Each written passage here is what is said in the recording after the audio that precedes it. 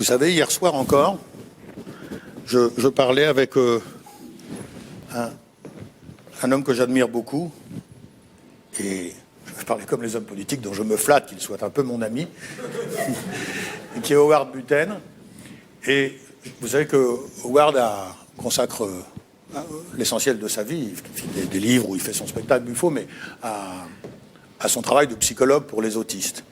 Et alors, je parlais avec lui parce que moi, je me suis dit, il y a déjà longtemps, que je vois deux réponses très fortes et très justes à la violence du monde, que j'éprouve quant à moi. Je vous l'ai dit tout à l'heure, je suis un peu trouillard, alors la violence du monde ne m'arrange pas beaucoup. Et puis, pas seulement, pas seulement la violence mécanique, la violence profonde, très dure, la violence morale. Et je trouve qu'il y a deux réponses très justes et très saisissantes pour moi. L'une, qui est le mouvement de balancier de l'autiste, voilà, qui fait comme ça. Voilà. Et la violence du monde vient s'écraser contre lui. Et on peut même se demander s'il ne fait pas ça pour cette raison. Et s'il est immobile, évidemment, on dit il n'existe plus, il n'est plus dans le monde. Mais non, il fait ça, voilà. Et lorsque la violence nous envahit, lorsque la violence vient de toutes parts, eh bien, je trouve que l'autiste qui se balance comme ça, comme une branche au vent, apporte une réponse très forte. Par ailleurs, très douloureuse, comme vous le savez. Hein, donc on ne le souhaite à personne, mais je disais à Howard que peut-être il y a une relation de cause à effet. C'est-à-dire que c'est peut-être ce que lorsque ça va très mal, ce que nos fibres peuvent nous apprendre ou nous suggérer pour lutter contre cette violence, justement de faire ce balancement. Et puis, allez, ne perdons pas le moral. Il y a une autre belle réponse, et qui est dans un texte de Victor Hugo que je voudrais vous dire maintenant.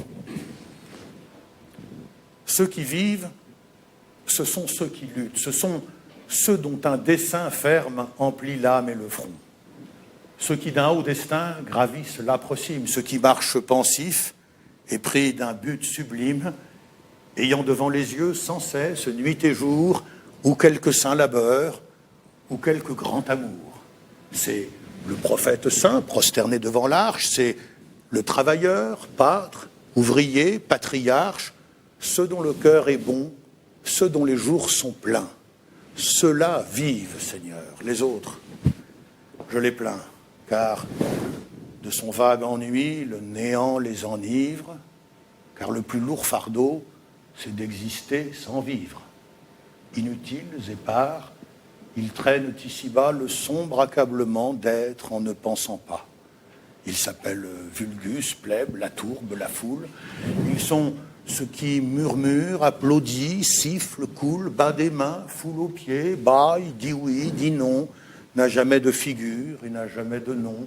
Troupeau qui va, revient, juge, absout, délibère, détruit, prêt à Marat comme prêt à Tibère, foule triste, joyeuse, habits dorés, bras nus, pêle-mêle et poussés aux gouffres inconnus. Ils sont les passants froids, sans but, sans nœud, sans âge, le bas du genre humain qui s'écroule en nuages. Tiens, je m'interromps encore là, parce que ça, pour vous dire simplement, c'est une chose qui m'a fait très peur aussi. Et là encore, je recolle ça avec un langage moderne, avec des gros mots. Je m'en fiche qu'on me dise que je suis un gros con. Mais que si on me disait que je suis le bas du genre humain qui s'écroule en nuages, ça me ferait beaucoup plus mal. Je vous parle beaucoup de ce que vous me direz à la sortie. Vous vous souvenez de ce qu'il faut dire et de ce qu'il ne faut pas dire. Si vous dites, ouais, pour moi, toi, tu es un petit peu le genre pas du genre humain qui s'est... Bon. Ils sont les passants froids, sans but, sans nœud, sans âge, le bas du genre humain qui s'écroule en nuages, ceux qu'on ne connaît pas, ceux qu'on ne compte pas, ceux qui perdent les mots, les volontés, les pas. L'ombre obscure autour d'eux se prolonge et recule. Ils n'ont du plein midi qu'un lointain crépuscule, car, jetant au hasard les cris, les voix, le bruit, ils errent près du bord sinistre de la nuit. Quoi ? Ne point aimer ? Suivre une morne carrière sans un songe en avance, sans un deuil en arrière, quoi.